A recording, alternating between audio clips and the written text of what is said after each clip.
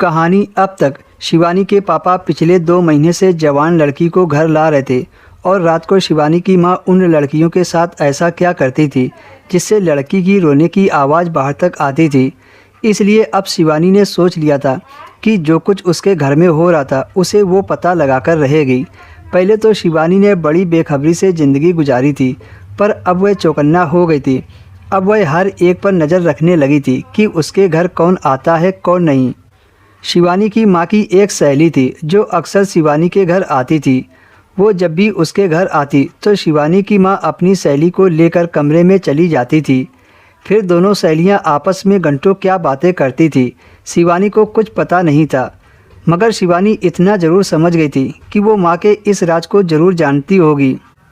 और शिवानी ये भी जानती थी कि माँ की सहेली सीमा आंटी इस राज से पर्दा नहीं हटाएंगी, लेकिन फिर भी शिवानी अपनी कोशिश करके देखना चाहती थी। शुरू से ही सीमा आंटी शिवानी से बहुत अच्छे से बात करती थी और कोई कपड़ा खरीदना हो तो शिवानी से ज़रूर पूछती थी। एक दिन सीमा आंटी शिवानी के घर आई तो वह शिवानी को पूछने लगी। शिवानी आंटी को देखकर जानबूझकर छत पर चली गई ताकि वह आंटी से अकेले में मिल सके।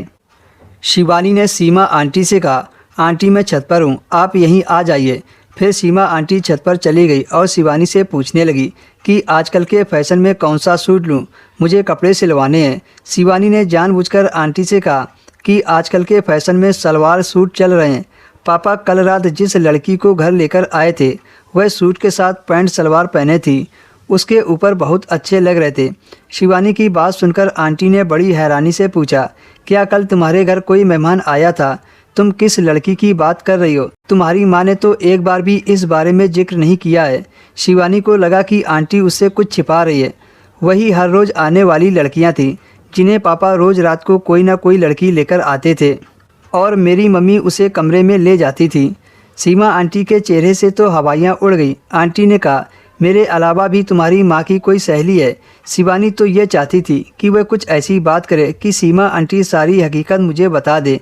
शिवानी ने कहा, नहीं मुझे नहीं पता ये माँ की सहेलियाँ हैं या फिर कुछ और। अगर वो माँ की सहेलियाँ होती तो कमरे में रोने क्यों लग जाती थी? आंटी ने शिवानी से बड़ी हैरत में कहा कि शिवानी तुम यह क्या कह रही हो? मेरा तो बरसों से तुम लोगों के घर आना जाना है, फिर मुझे इन सब बातों का पता क्यों नहीं चला?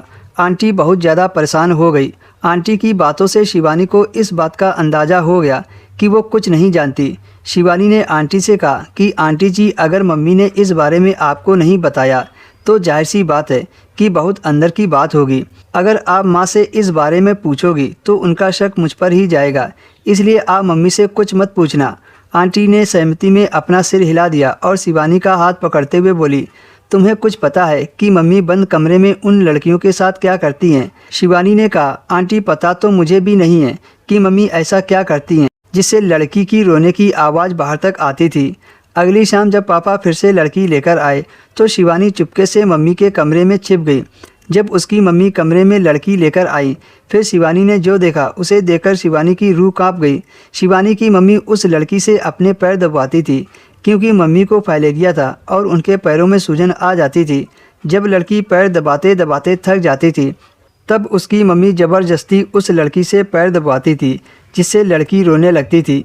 एक बार जो लड़की शिवानी के घर आ जाती थी वो दोबारा नहीं आना चाहती थी, इसलिए उसके पापा हर रोज़ नई लड़की लाते थे। हालांकि शिवानी की मम्मी उन लड़कियों को इस काम के पैसे भी देती थी। दोस्तों, छोटी सी कहानी अगर आपको पसंद आई हो तो वीडियो को लाइक करें, चैनल को सब्सक्राइब करें।